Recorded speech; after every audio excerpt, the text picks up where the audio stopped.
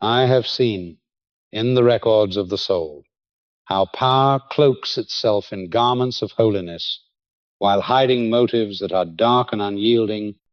Caiaphas and Annas stood before me in vision, not as saints or keepers of sacred order, but as men who believed the temple was theirs to command, the people theirs to control, and even the Son of God subject to their decree.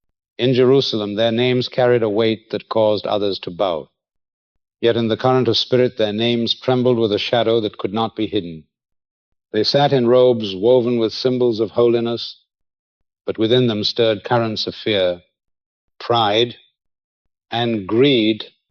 Power is never evil in itself, but when it is drawn from ambition rather than service, it creates bonds that strangle the soul.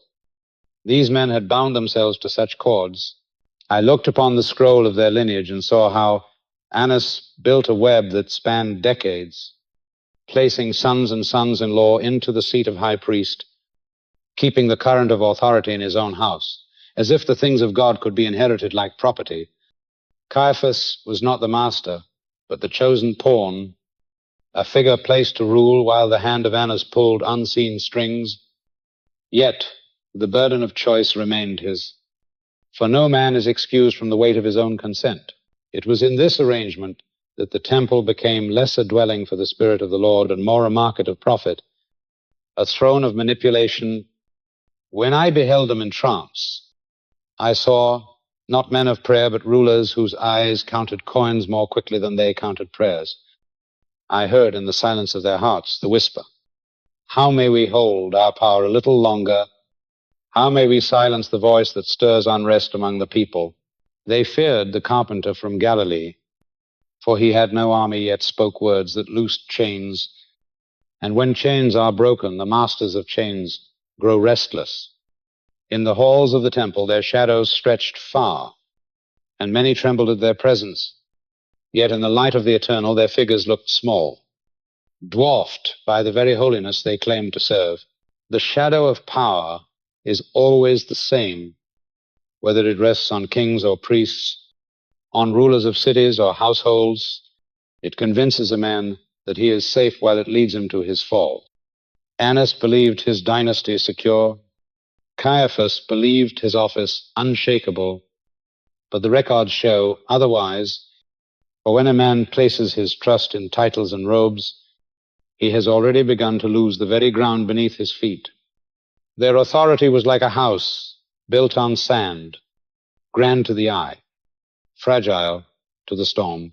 I saw their moments of triumph written in faint light, but beside them I saw the darker inscription: each act of arrogance, each coin taken unjustly, each soul pressed into silence, these were not forgotten. They were written into the field of time, and that field never loses what has been planted. What a man sows in secret, he shall reap in the open. And so it was with Caiaphas and Annas. They had sown fear, they had sown deception, and the harvest that approached was heavy with judgment. The people feared them, yet fear is not reverence. Reverence flows from love. Fear flows from compulsion, and compulsion cannot endure forever. In the chambers of the temple, whispers spread of dissatisfaction, for the people saw how offerings became profit, how sacrifice became business. I saw the longing in the hearts of the humble, how they cried out to God for deliverance, and how their cries were answered in a way the rulers did not expect. For into that shadow of power stepped one who carried no emblem of rank, whose only crown was the radiance of obedience to the Father. And so the stage was set. Caiaphas and Annas believed themselves untouchable, but the current of time had already begun to move against them. What men call fate is often only the outworking of their own choices, ripened by divine order. Their shadow stretched across the city, but a greater light was rising to dissolve it. In the reading of their lives, I saw not merely corruption, but the tragedy of men who mistook position for eternal security, who mistook control for destiny. They forgot that power is lent, never owned, and that the Spirit alone decides when the season of authority ends. Thus the shadow of power lay upon them, heavy and proud, and yet within that shadow the first cracks had begun to show. For no man, no priest, no dynasty can silence the voice of God. And those who try find that the very power they trust becomes the instrument of their undoing. What follows a man once he has set his hand against the will of God? What current is released into his life when he chooses to silence truth rather than receive it? These questions are not ancient alone. They reach to you now as you consider your own path. When Caiaphas and Annas placed judgment upon the innocent, they believed the matter ended on the hill of execution.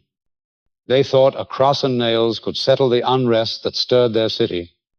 But from the moment Jesus breathed his last, something invisible yet undeniable began to follow them, a force that was neither man-made nor easily denied. I saw it in the record of time as a shadow that clung, not a shadow cast by the sun, but one born from the soul itself, the echo of their choice vibrating through every corridor of their days. This was not mere guilt, though guilt was there, nor was it only the whispers of men.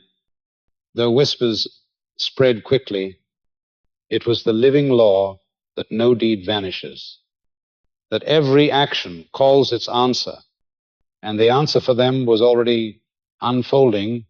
The force that followed was not loud at first. It was subtle. It was the strange heaviness that lingers when you try to rejoice but feel watched. It was the unease that disturbs sleep even in silk sheets. It was the quickening of the heart when news came of earthquakes, of a veil torn, of the dead seen alive in the streets. For Annas and Caiaphas had not only condemned a man, they had attempted to condemn the very life of God dwelling among them. This is why the weight was so crushing, why the unseen followed them with such relentlessness, because they had set themselves against the current of creation. And when a soul wars against the current of creation, there is only one outcome: exhaustion, collapse, and judgment. I ask you now, have you ever tried to run from a decision, telling yourself it is finished, yet feeling it haunt you with every step? Have you noticed how life itself seems to remind you of the very thing you wish to forget? That is the same law that followed these men, magnified by the enormity of their deed. They walked through the streets as authorities, yet within them trembled the knowledge that something greater than Rome, greater than temple walls, greater than family dynasties, was pressing in upon them. The force that followed was the justice of God, not delayed, not denied, only waiting for its moment to break through the illusion of control. In the silence of their chambers, they may have whispered to each other, reassuring that the problem was over, that the Galilean was silenced. Yet each knock on the door, each rumor from the marketplace, each report of miracles performed in his name tore at their confidence. They carried on with rituals, with sacrifices, with business as usual. But beneath every gesture of authority, the dread was growing.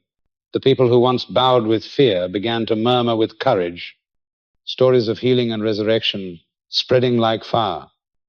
What force can a man use to restrain truth when the very air begins to carry it? What guards can silence the testimony of thousands who saw with their own eyes? I saw in vision how the force that followed them was not vindictive wrath. It was the inevitable correction of spirit, the law that aligns all things. They had stepped outside the rhythm of divine order, and like men who row against the tide, they found themselves drained, their energy slipping, their strategies failing. The more they tried to cover, the more evident the truth became. The more they tried to bind disciples, the more disciples multiplied, and in the stillness of night, They could feel it, the watching presence, the unshakable certainty that what they had done could not be undone. That judgment was no longer a threat, but a companion. You may think of it as conscience. You may think of it as fate. But in the records of the soul, it is simply the answer to a cause, the vibration that returns to its source. Caiaphas and Annas had created a vibration of cruelty and deceit, and the echo of that vibration walked behind them like a shadow that could not be shaken off. Their wealth could not buy silence. Their titles could not erase it. Their alliances with Rome could not shield them. Even as they stood clothed in power, they were stripped bare in spirit. The force that followed them is the same that follows all, for the universe is not mocked. Every seed carries its harvest. Every act draws its response. They may have laughed in public, but their nights were restless. They may have strutted in council, but their dreams betrayed them. This is the nature of divine order. It does not rush, yet it does not forget. It waits until the heart can no longer deny what it already knows. So consider this. If the unseen were to follow you today, not in anger, but in truth, what would it reveal about the seeds you have sown? Would you meet it with peace or with dread? Would you recognize it as mercy or as judgment? For the story of Caiaphas and Annas is not written only for the past.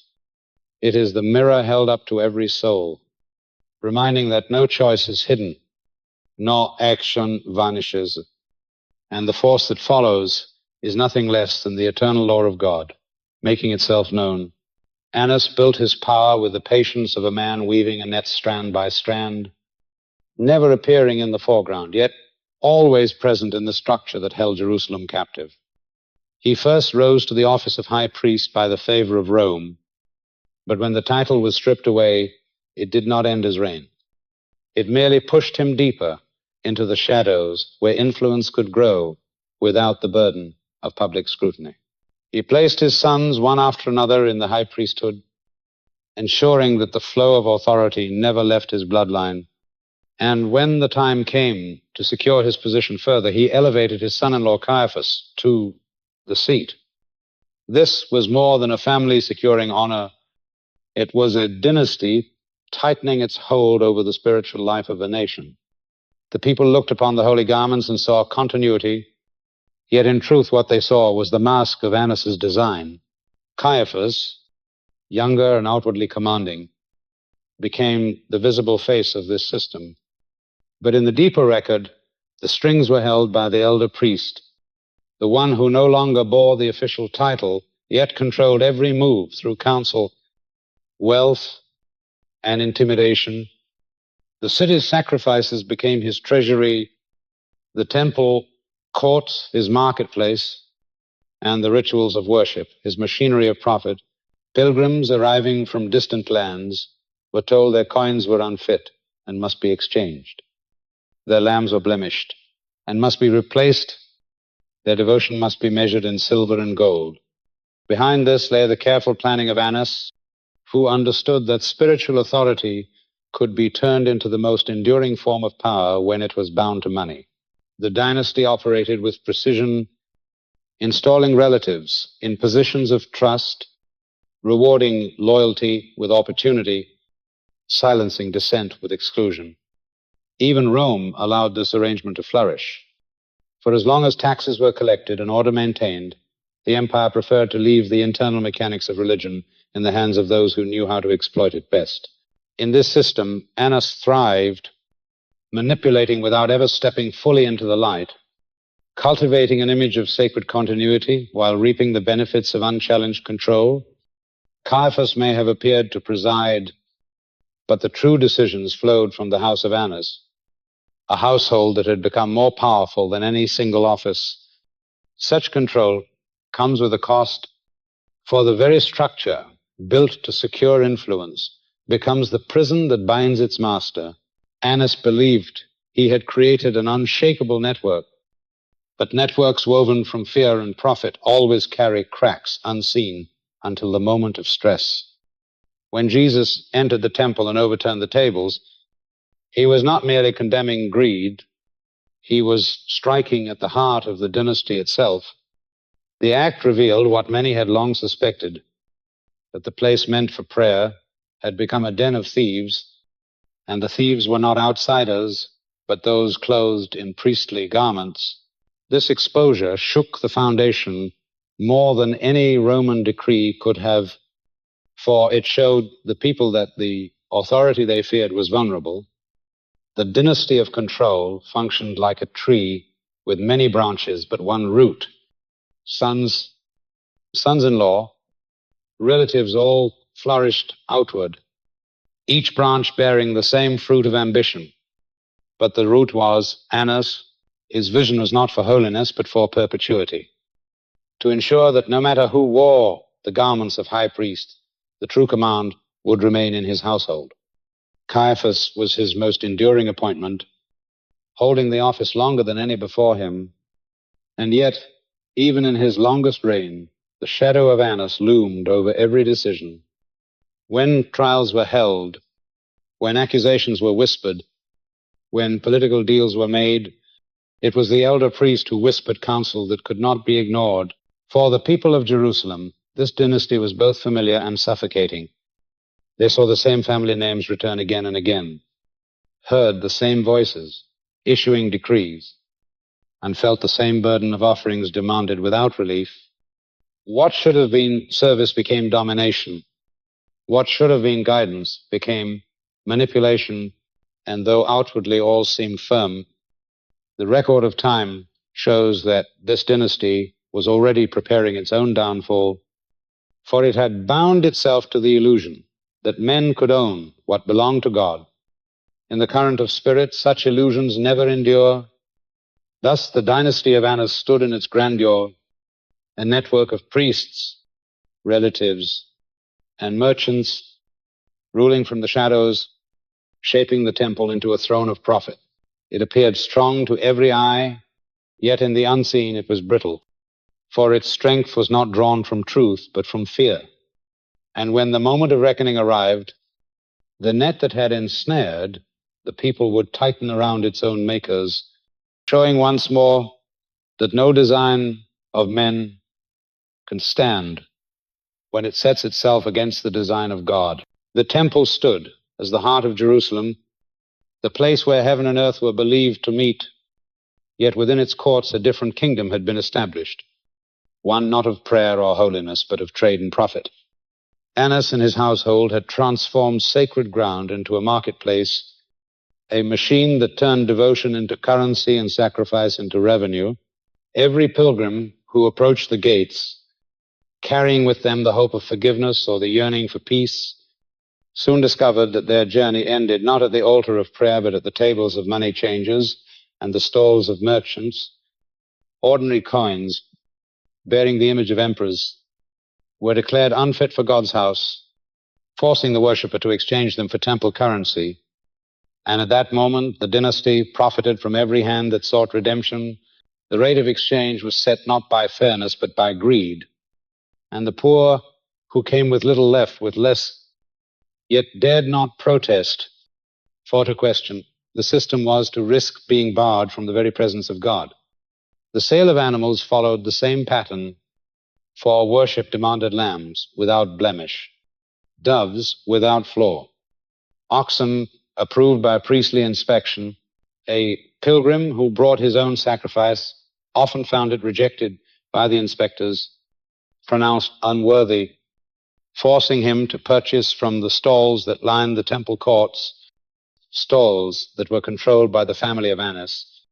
The prices were inflated, sometimes fivefold above the market outside, but no alternativa remained, for access to God had been fenced by commerce. The cries of animals mingled with the clinking of coins, and the sound of prayer was drowned by the bargaining of merchants. It was no longer the house of the Lord, it was the enterprise of men. Caiaphas, though the official high priest, oversaw a system that Annas had perfected long before, a system that turned holy obligation into dependable income, The temple treasury swelled with silver, and the dynasty tightened its grip upon the city. Rome looked on and saw stability, for the people were controlled not only by imperial power but by religious economy. As long as taxes were delivered and revolts were avoided, the empire cared little how the temple was run. And thus the family of Annas thrived under the cover of religious legitimacy. The irony was stark. The very place meant to represent freedom from bondage had become the instrument of a different bondage, not of chains and prisons, but of debts and imposed costs. This arrangement endured because it was cloaked in the language of holiness. The people were told that purity required temple coins, that only approved animals were worthy, that every act of devotion must pass through the filters of authority. Many accepted it as divine order, not realizing it was the design of men, yet beneath the surface resentment smoldered. Families sold belongings to afford sacrifices. Widows gave their last coin to meet demands. And the wealthy priests grew richer while proclaiming themselves guardians of God's will. The injustice was hidden in plain sight. Justified by ritual and enforced by fear, into this system came Jesus of Nazareth. When he walked into the temple courts and saw the tables and stalls, the exchange of money, the exploitation of devotion, something in the eternal order could no longer remain silent. He overturned the tables, coins scattered like dust, animals broke loose from cages, and the noise of trade was drowned by his voice, declaring, "My house shall be called a house of prayer, but you have made it a den of thieves." This was no ordinary protest. It was a prophetic act, a moment when the unseen hand of God struck directly at the foundation of the dynasty's control. The act revealed the truth, long hidden, that the market in God's house was not divine necessity, but human corruption.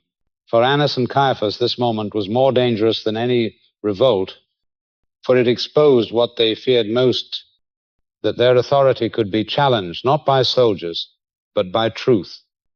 The people heard the words and recognized the weight behind them. They saw the tables fall and felt something deeper than outrage. They felt awakening. The merchants scrambled to gather their coins. The priests seethed with rage. But the crowd tasted for a moment the reality that God was not bound to the system that bled them dry. This was the crack in the armor, the first blow that would lead the dynasty to its end. The market in God's house was more than financial corruption. It was spiritual betrayal. It taught men to believe that the path to forgiveness could be purchased, that favor with heaven had a price tag, that the mercy of God was mediated through the greed of men. Such deception cannot stand forever. What is hidden is revealed, what is twisted is straightened, and what is stolen is reclaimed. The temple that had become a marketplace would one day be reduced to rubble, and the dynasty that profited from it would vanish into history, remembered not for holiness, but for greed. The market in God's house seemed invincible in its day. Yet in the records of time, it was already marked for judgment. For no scheme built on profit can endure when it stands in the place meant only for prayer. I was shown the night when darkness covered not only the streets of Jerusalem, but the very hearts of those who claimed to guard the law of God. In vision I walked with the bound figure of Jesus as he was led through narrow alleys, his hands tied, his silence deeper than the murmurs of the soldiers who dragged him forward. Oil lamps flickered in the courtyards, shadows lengthened, and the air was heavy with secrecy. For this was no public proceeding. It was an unlawful trial carried out under cover of night, designed to achieve one purpose alone: to silence the voice that disturbed their empire of profit.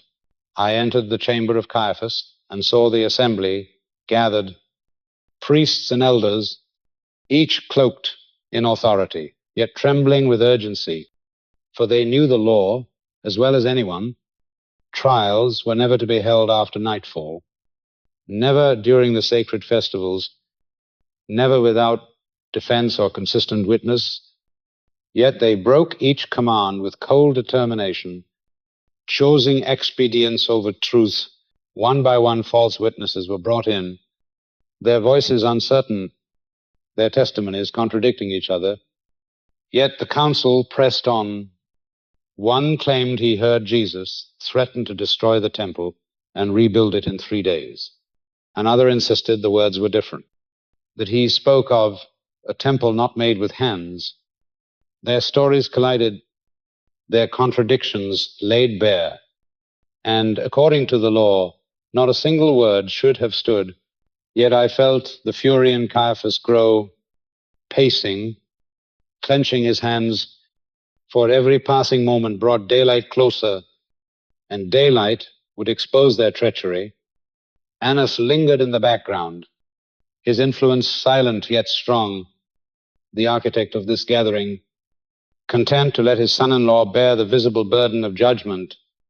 The atmosphere was tense, the air thick with fear of failure, for if the plan unraveled, they would be left powerless before the crowds who revered this Galilean.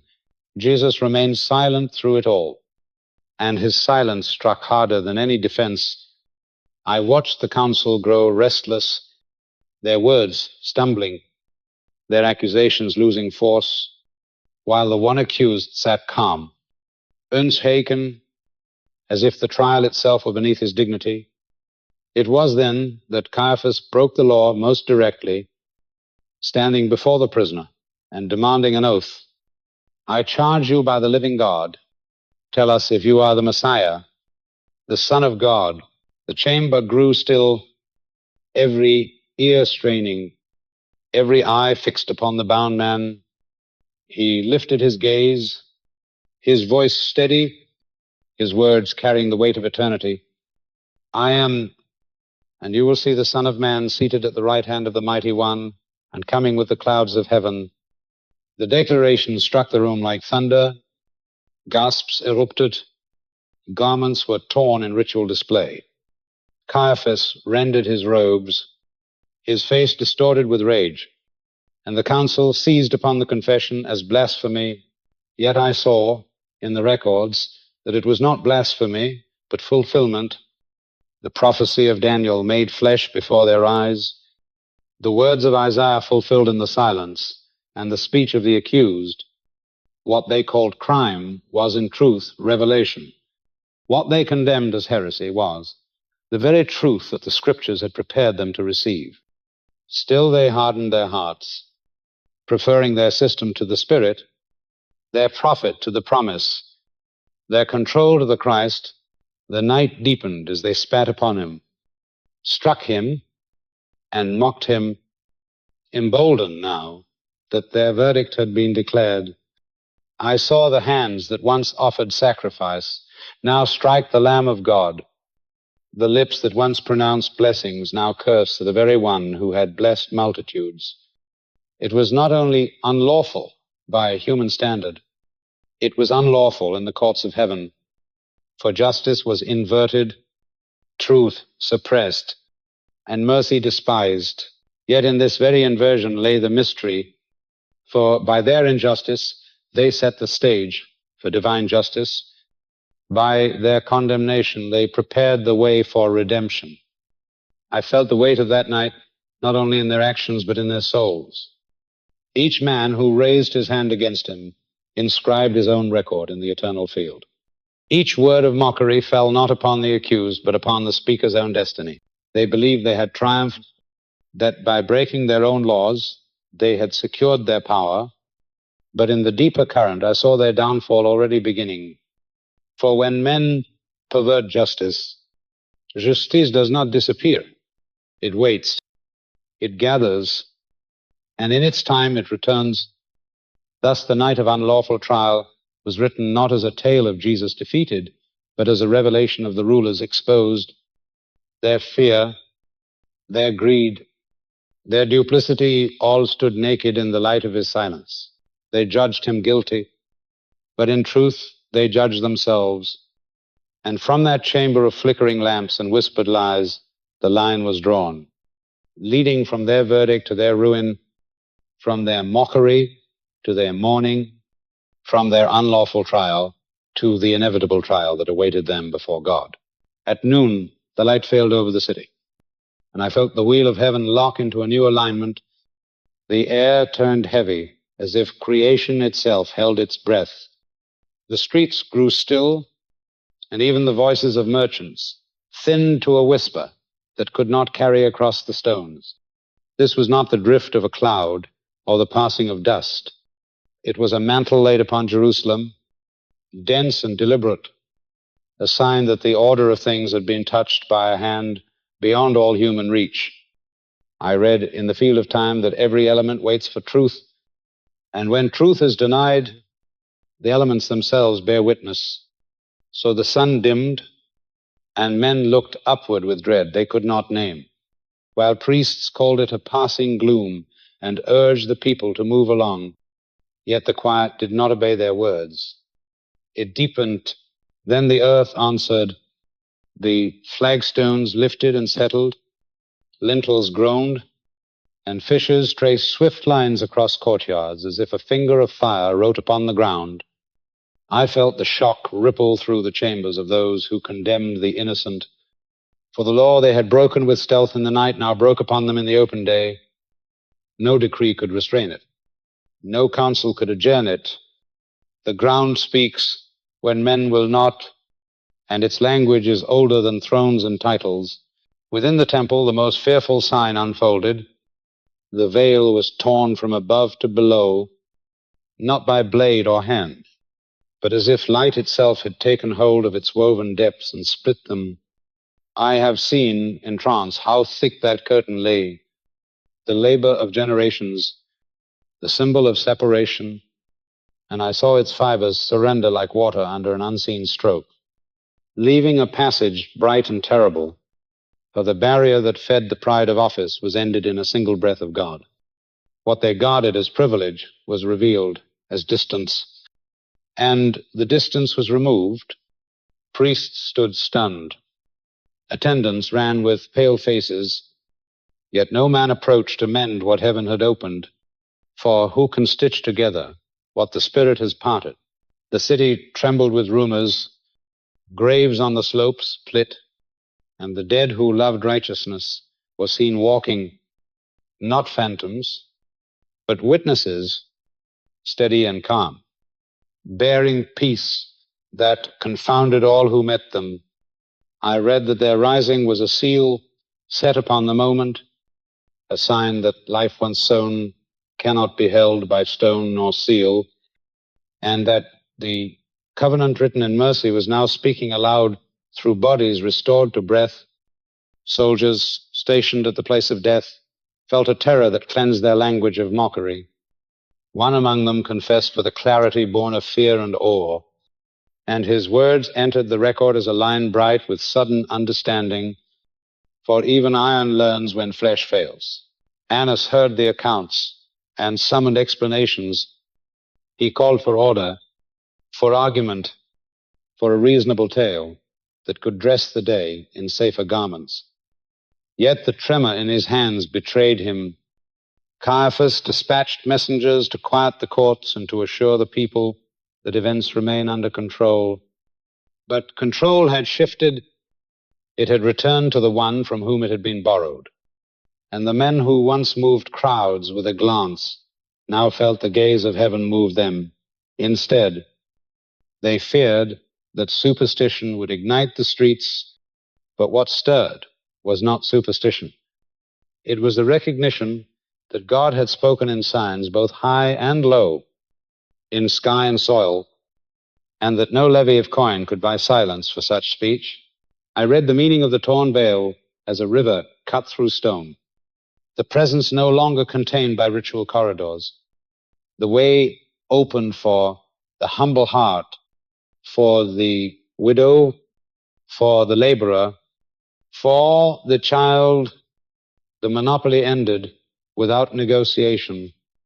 The covenant moved from curtain to conscience, from guarded room to living temple, and the house that took fees for nearness to God found its trade worthless in a single hour. What they sold could not be sold any longer. For grace does not pass through the scales of a merchant. The darkness lifted, yet the day did not return to what it had been. The light that followed was thinner, sharper, as if the eye of time had narrowed. I traced a crack that ran from the temple floor through the councils of the dynasty, through their plans and their nights. It divided their certainty from their future. It marked them for a harvest already ripening. They had asked for a verdict and believed they had received it. But the verdict had been handed to them from above, and it read against them, these signs were not pageant, they were testimony, not omen, but sentence. Heaven and earth spoke together, the sun in hush, the ground in groan, the veil in riven cloth, the graves in footsteps, and their harmony declared what the court refused to acknowledge. The innocent had been condemned by the guilty, and the rule of those guilty men had reached its appointed limit. The city would remember, the nations would hear, and the dynasty that profited from a closed door would learn that God himself has opened it. I was shown the morning when the tomb could no longer hold its silence. The earth still cool with night, the air thin, as if creation itself awaited a word. The guards stood at their post, trained men whose courage had been paid by empire. Yet their faces carried the residue of terror, for before dawn a radiance broke upon the stone like lightning poured through linen. The ground stirred, the seal cracked, and the heavy door rolled with a will not their own. They fell, as men fall, when the unseen declares its rank, not dead, yet emptied of defiance. And when they rose, the place of death was open. The place of grief was empty. The imprint of burial lay upon the slab. I saw the linen that had wrapped the body collapsed upon itself like a cocoon after flight, and the cloth for the head set apart with careful order, as if the first act of risen life was to place witness in the chamber for every future heart to read. The news moved quickly, first to women whose devotion had not broken, then to the men who had feared their undoing, and soon to alleys where the name of the Nazarene had been whispered. In both scorn and hope, Annas heard the report. Caiaphas summoned the guard, and the room where decrees had formed filled with a weight they could not command. The men spoke haltingly. The light, the quake, the stone no longer where they had left it. The body gone without struggle. The council did not ask for prayer. They asked for coin. Silver was brought, cold with calculation, and placed in the hands that should have offered blessing. They crafted a tale for the streets. While the guards slept, the disciples came and stole the body. I considered the frailty of that story as it entered the record. For a soldier who sleeps at post invites the sentence of death, and men do not confess such fault unless shielded by authority that can bend the law. Ignorance cannot testify with detail, and theft cannot fold gravecloth with reverence. The lie was thin, but silver makes thin things seem sturdy. So the story walked into the markets and courtyards, insisting that nothing had changed. Yet the world had already turned. The silver lie needed messengers, threats, reminders, and more silver. While the empty tomb needed none, it drew the living as a spring draws the thirsty. I saw the guards count their payment with hands that would not grow warm. And priests rapped a tale that could not bear time. The more they spoke, the weaker the story became. For each telling pressed listeners to ask why fishermen would steal a body and then spend their years refusing to deny it. Why men who fled would stand firm before lash and sword. Why a movement would blossom under pressure rather than wither. In the field of the soul, the silver lie sank quickly. It clinked, it flashed, it vanished, while the testimony of changed lives gathered like a tide. Those who had trembled now stood in public and bore witness to a living master. And across the city a quiet certainty formed, the certainty that life had moved its throne. Annas sought more counsel. Caiaphas sharpened his warnings. But warnings cannot unroll a stone, and counsel cannot call back the breath that God has given. The empty tomb became a mirror that showed every heart what it trusted. Some who loved gain saw threat. Some who loved truth saw promise. Some who feared change saw chaos. Yet the humble saw a door. The silver lie walked beside the truth like a shadow beside a traveler. It stretched at noon and shortened at evening, but it never overtook the one it followed. Every lie must spend itself, while the word that raised the dead renews itself. And so the tale bought in the council chamber burned out in the mouths that carried it, while the witness no coin could buy grew brighter in the faces of the redeemed. Thus the morning of the empty tomb entered history, not as rumor only, but as the pivot by which kingdoms are judged, for power had wagered silver against light, and silver could not endure the dawn. I was taken into the record of that morning when Jerusalem awoke, not to silence, but to a sound that seemed at once like wind and like fire, a force that had no source upon the earth, yet filled every chamber it touched. I saw the disciples gathered in one place, men and women who only weeks before had trembled behind locked doors, still carrying the memory of fear, yet clinging to the promise they had been told. Wait until you are clothed with power from on high. They waited with hearts stretched between doubt and hope. And then the moment came. The air trembled. Tongues of flame rested upon each one, not consuming, but igniting. And their voices broke forth with words they themselves did not fashion, words that carried the sound of many nations, each listener hearing in his own tongue. In trance, I felt the rush of awe that swept through the city. Pilgrims from distant lands, drawn by the feast, suddenly hearing the mighty works of God in their native speech. Parthians, Medes, Egyptians, Romans, each astonished, each convicted, for the fire of Pentecost was not spectacle, but translation, a sign that the barrier between nations had collapsed, that the message of life had broken beyond the walls of language and culture. I looked upon Peter, the same man who had denied with curses in the courtyard, now standing with a clarity that did not belong to human strength, and his words cut through the crowd like a blade that reveals truth from pretense. He spoke of the prophet Joel, of the Spirit poured out on sons and daughters, of visions and dreams given to the old and the young, and he declared with a boldness that no chains could restrain, "This Jesus whom you crucified, God has raised to life, and we are witnesses of it."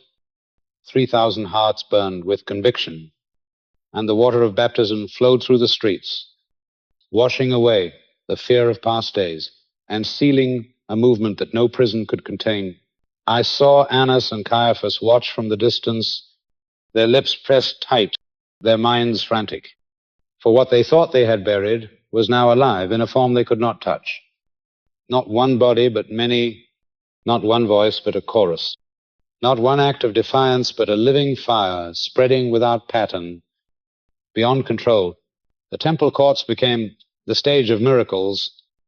A man crippled from birth stood at the gate called Beautiful, begging for coins, and received instead strength in his legs, rising to leap and praise before all who had known him in weakness. The crowd surged in wonder, and again Peter spoke, "It is by the name of Jesus Christ of Nazareth, whom you crucified, but whom God raised, that this man stands before you healed." The rulers tried to arrest the witnesses, to silence them with threats, to intimidate them with prison. Yet the fire did not diminish. It grew. Each attempt to quench it only drove the flame deeper, for the fire of Pentecost was not external, but internal, not a blaze upon wood, but a blaze within the human heart. And what burns within cannot be extinguished by decree. I saw the priests assemble councils, draft warnings, and even command beatings. But when the apostles left their scourging, they rejoiced that they were counted worthy to suffer for the name. This rejoicing shook the unseen more than any rebellion could have, for it showed that fear no longer held them, that death itself had lost its grip, and that the dynasty of Annas faced an adversary unlike any they had known, an adversary not of weapons but of spirit, not of conspiracy but of truth. The fire spread into households, into markets, into villages, carried not by official proclamation but by testimony, each believer becoming a spark that lit another. Even priests began to cross over, hearts once loyal to the dynasty, now awakened to the greater authority of God's Spirit. And the house of Annas felt the erosion of its foundation. What had begun as a gathering in fear became a nation of witnesses. What had been locked behind doors now walked boldly through streets. What had been silenced by crucifixion now thundered with resurrection. I read in the record that this was the true answer to the silver lie, not argument but transformation, not coin but courage, not decree but devotion. The fire of Pentecost showed that when God breathes upon his people, no system built upon profit and fear can withstand them. Annas and Caiaphas had believed the crucifixion, the end, yet it was the spark, and the flame it kindled rose beyond their reach, until the whole city knew that the Spirit had come, and the power of God was dwelling not in robes or in titles, but in the hearts of men and women made alive. I beheld the slow unraveling of the power that Caiaphas believed unshakable, and in the record of time it did not fall with a single blow, but with steady pressure that eroded every certainty he had built. The fire of Pentecost had already broken the monopoly of the priestly dynasty. Voices once silenced now filled the courts and streets. Miracles testified to a power beyond ritual, and even priests loyal to the old order defected to the new faith. Yet what troubled Caiaphas more than the spreading flame of conviction was the shifting gaze of Rome. For the empire tolerated religion as long as it served stability, but when crowds grew restless and rumors of a risen king spread through the city, reports were dispatched to higher seats of power, and the name of Caiaphas became attached not to order but to unrest. The priest who once guaranteed peace was now marked as a liability. The year moved to AD 36, and Lucius Vitellius, governor of Syria, arrived in Jerusalem with the authority of Rome behind him, his eyes sharp, his patience thin, and his mandate clear: restore calm to a city that trembled with the aftershocks of crucifixion and resurrection. I saw him enter with soldiers at his back, not to negotiate, but to impose, and in one swift decree, he stripped Caiaphas of his high priestly office. The act was more than political. It was symbolic. The man who had torn his robes in false outrage at Jesus now had his sacred garments taken from him in shame. The removal was public, deliberate, and irreversible. And with that gesture, the dynasty that Annas had woven began to fray. Caiaphas had held the high priesthood longer than any before him, his reign a testament to the cunning of Annas who placed him there. Yet longevity was no protection against the will of empire. Rome had tolerated his schemes because they profited from them, but Rome had no loyalty to men who could not guarantee control. The same empire that once enabled his rise now dismissed him with the indifference of a hand brushing dust from a garment. In the record, I saw the humiliation etched upon his spirit, for he had built his identity upon a seat that was never his to keep, and when it was gone, he was left with nothing but the echo of authority already vanished. The collapse was not his alone. It spread through the household of Annas like fire through dry branches. Privileges once unquestioned were withdrawn. Influence that had seemed permanent began to slip, and the web of relatives placed in power could no longer hold together when the empire itself had judged their line unfit. The people who once cowered before their decrees now whispered of their weakness For nothing exposes corruption like loss of power. The very merchants who profited under their hand began to doubt. The allies who once stood eager for favor now looked elsewhere. And the fear that held the city captive thinned as the dynasty weakened. I traced the spirit of Caiaphas after his removal, and it was marked not by repentance but by despair. He who had condemned others now awaited his own summons to Rome, not as envoy but as prisoner of failure. The journey that once would have been triumphal was now humiliation, chains where once he commanded guards, interrogation where once he questioned others. Annas too felt the weight, his years of manipulation, ending not in glory but in the fading memory of a power that had slipped beyond his grasp. The dynasty of control that had seemed eternal proved fragile, for it was founded upon silver and fear, not upon truth.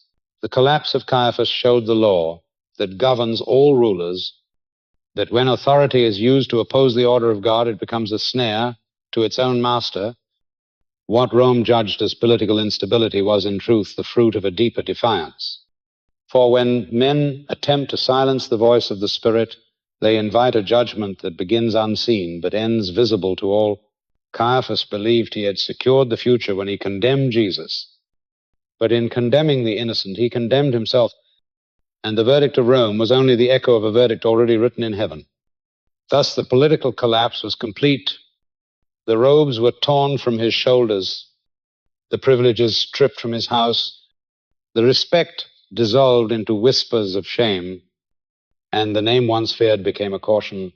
In vision I saw him depart for Rome, bound and broken, the city he once ruled now indifferent to his absence. The dynasty of Annas, built on shadows and coins, fell into the silence reserved for those who mistake control for destiny. Their collapse was not accident but consequence, for when the power of men wars against the plan of God, it carries within itself the seed of its own destruction. And that seed had borne its harvest in the fall of Caiaphas. I was shown the end of the men who once believed their names were unassailable, and the vision was heavy with the weight of justice that moves slowly but strikes with precision. Annas, the elder architect of the dynasty, fell first. His fall was not the quiet retreat of an old man passing into rest, but the crushing collapse of one who had chained others and now found himself bound in a manner more cruel than any sentence he had ever decreed. The record tells how he was taken captive, wrapped in the wet hide of an ox, a binding known by executioners for its merciless grip. As the sun rose high, the leather shrank with the heat. Each hour, a new tightening, each breath harder to draw, until his chest could scarcely rise. I felt in trance the suffocating pressure, the helpless struggle, the dignity stripped away with each gasp. This was the man who once pulled the strings of power in Jerusalem, now reduced to silence beneath cords that mocked his imagined control.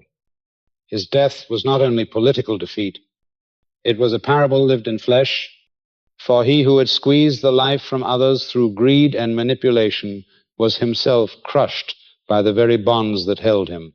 The chronicles whispered of the horror of those final moments, how soldiers and escorts looked on with unease, reluctant to draw near. For there is a particular dread that settles when one witnesses justice, not from a court but from the hand of God through circumstance. Annas had sat in judgment of prophets. He had crafted schemes against the innocent, yet his last judgment was endured alone under the sun.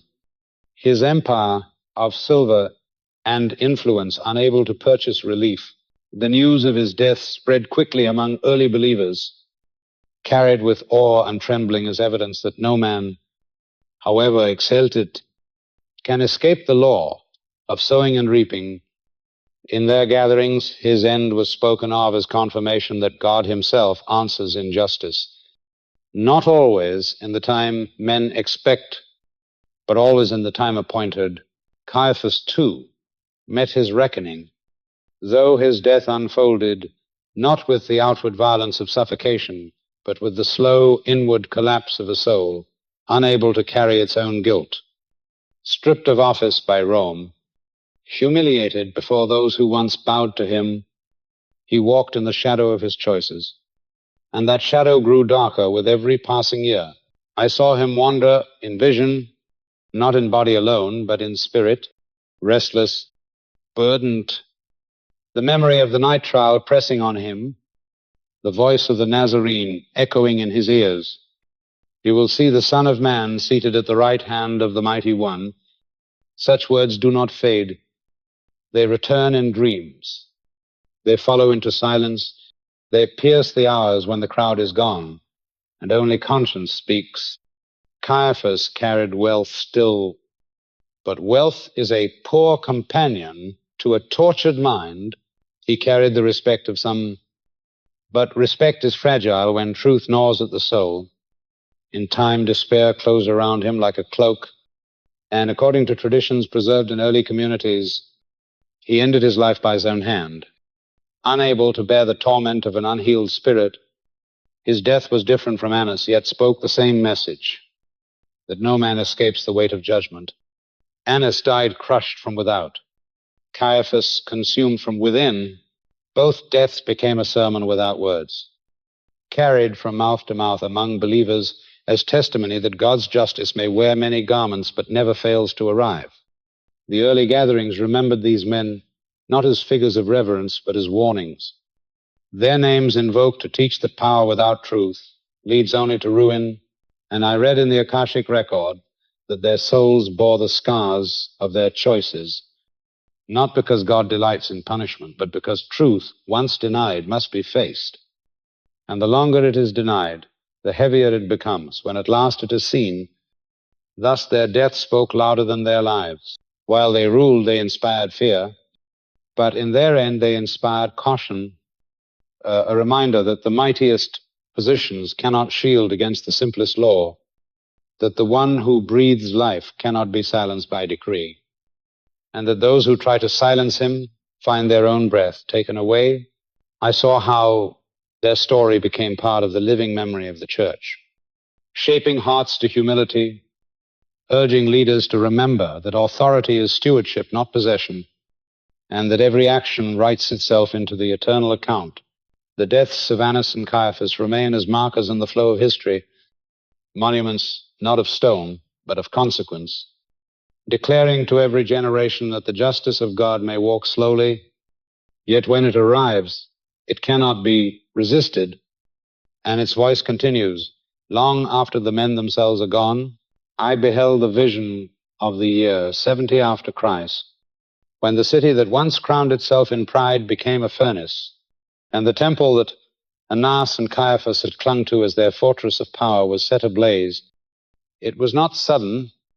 It had been building like storm clouds on the horizon, for Rome had grown weary of Jewish unrest, of rebellions, of prophets, of movements that threatened their order. And when the legions finally encircled Jerusalem, the fate of the dynasty was sealed. The siege was long and merciless. Starvation hollowed the eyes of the people, the streets filled with bodies, and the once bustling courts fell silent except for the cries of the desperate. The temple, which Annas and Caiaphas had turned into their treasury, their marketplace, their throne, now became the target of Roman fury. For Titus, the general, ordered it taken, and in the chaos a torch was thrown. The flames climbed high, devouring cedar and gold alike, and I saw molten rivers of treasure run between the stones, the wealth once hoarded now melting into the cracks of destruction. The veil had been torn years before when Jesus gave up his spirit, but now the whole house was torn, not by invisible hand alone, but by fire and sword. The Romans stripped stone after stone to pry out the melted gold, and in doing so they fulfilled the words that not one stone would remain upon another. Smoke rose in thick columns, turning day into a shadowed twilight, and the cries of priests who once profited from sacrifice mingled with the screams of citizens crushed beneath falling walls. In the record, I saw how the judgment that began with signs in heaven and earth now concluded with fire. How the empire that once enabled Annas and Caiaphas to rule now swept away the very structure that had upheld their dominion. Their dynasty, their prophets, their manipulations all perished in the same blaze that consumed the altars they had corrupted. For generations, the temple had been the center of identity, the place where the people believed God's presence was contained. Yet the fire revealed that God's presence was not contained by walls or rituals. The early believers, already scattered, already carrying the message into nations, understood that the Spirit now dwelt not in the marketplace of priests, but in the hearts of men and women who lived by faith. The destruction of the temple was tragedy, but it was also unveiling the final exposure of a system that had grown fat on greed and blind to the truth that walked in its courts. When the flames consumed the last vestige of its glory, they also consumed the illusion that Annas and Caiaphas had fought to preserve. I watched in vision as soldiers stripped the sacred vessels, mocking the memory of what had once been revered.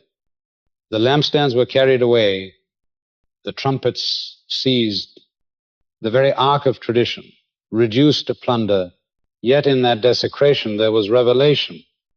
For no object, no ornament, no stone can hold the presence of the eternal when it has already chosen to move into living hearts.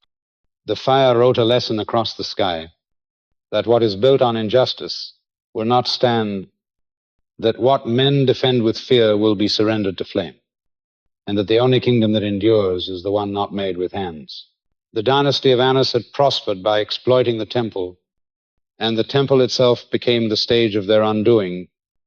Their legacy ended not with the continuation of their family line, but with their house of power turned to ash. The people who had once cowered before Caiaphas now looked upon ruins, and the name of his household carried no weight. Pilgrims who once exchanged coins under the watchful eye of Annas now walked past charred stones and scattered rubble. History remembered them not as holy men, but as cautionary figures, whose manipulation hastened the downfall of the very sanctuary they claimed to protect. In the scroll of the soul, I saw this truth inscribed, that to corrupt the sacred is to invite fire, and the fire will not only consume the corruption, it will consume the vessel in which it hid. Thus, the temple in flames spoke more clearly than the dynasty ever had. It told the world that no earthly system, however rich, however gilded, however ancient, can stand against the justice of God. It told the faithful that true worship is not purchased with silver, nor confined to stone, but is carried in the heart that yields itself to truth. And it told rulers that when power is built on lies, it is already burning, only waiting for the wind of heaven to fan the spark. The flames of Jerusalem marked the end of Annas and Caiaphas, but they also marked the beginning of a new age, when the Spirit of God walked unchained through the world, no longer hidden behind curtains or confined to altars, but alive in every soul that dared to believe. I have walked through the records of these men and watched their rise, their schemes, their moments of triumph, and their final collapse. And as I let the story settle in my spirit, what lingers is not merely the memory of their power or their deaths, but the lesson that endures for every soul who comes after. Annas and Caiaphas believed that control could outlast truth, that alliances with empire and clever use of ritual could secure their names beyond the reach of judgment. Yet the very fabric of time reveals that nothing built upon fear and greed remains standing. When the wind of God moves, their wealth melted into fire, their titles dissolved in disgrace, their deaths were retold, not as honors but as warnings. And yet through their resistance, the plan they opposed was fulfilled more perfectly than they could imagine. I saw in vision how even their rebellion became a tool in the greater pattern. For while they sought to silence Jesus, they prepared the stage for the resurrection. While they tried to crush his disciples, they gave the world the testimony of courage that no fear could silence. And while they clung to the temple as the fortress of their identity, the Spirit was already moving beyond stone into flesh, beyond curtains into hearts. The eternal lesson is simple yet severe, that no man, no dynasty, no nation can halt what God has decreed. The current of his will may seem delayed, as if injustice thrives unchecked. But when the hour strikes, the proud fall and the humble are lifted, and all the hidden motives of men are laid bare. I have read in the Akashic field that power is always tested by its root. If it grows from service, it bears fruit that endures, but if it grows from self, it carries the seed of its own destruction. Annas grew his web from self. Caiaphas wielded robes for self, and in the end self consumed them. Both their names endure not as guardians of faith, but as reminders of corruption. And the temple they fought to protect became rubble scattered by foreign hands, a visible seal upon the truth that God is not mocked. Yet beyond judgment I also felt mercy, for in the unfolding of history, their failure became the backdrop for redemption. The cross they authorized became the altar of salvation. The tomb they tried to secure became the doorway of life. The fear they spread became the contrast that revealed the fire of Pentecost. This is the paradox that runs through all time, that even the schemes of men against God are bent back into the ark of his design. Nothing is wasted, not even rebellion, for rebellion reveals the futility of pride and magnifies the strength of grace. When I let this truth press upon me, I ask, what then is the call for us? And the answer is written clear: to choose the route of service rather than the illusion of control, to anchor in truth rather than in coin, to guard the temple within rather than exploit the temple without. Lives of Annas and Caiaphas cry out across centuries, not to be imitated, but to be understood as mirrors of what happens when men mistake their authority for God's. In every age, leaders rise, movements grow, wealth accumulates, but when they stand against the flow of spirit, their downfall is certain, sometimes swift like fire, sometimes slow like guilt, but always complete. I saw the flames of Jerusalem fade into ash. I saw the bones of Caiaphas sealed in stone. I saw the name of Annas whispered only as warning. And above it all, I saw the light of the risen Christ moving outward, unhindered, unstoppable, eternal. That is the lasting image, that all human resistance was temporary, but the life of God is permanent, and the justice of God is final. It humbles and it lifts, it judges and it redeems, and its rhythm is woven into the soul of creation. So the eternal lesson rests in me as I speak it to you, that you cannot purchase grace, you cannot silence truth, you cannot hide from judgment, but you can yield to mercy. The dynasty of Annas and Caiaphas proved the futility of pride, but the kingdom born from the cross proves the victory of surrender. Let the weight of their downfall remind you that power without truth is shadow, and that the fire of resurrection remind you that surrender to truth is life without end. In the silence of these visions, I hear it repeated: God's justice will always prevail, but his mercy is greater still for those who turn and believe.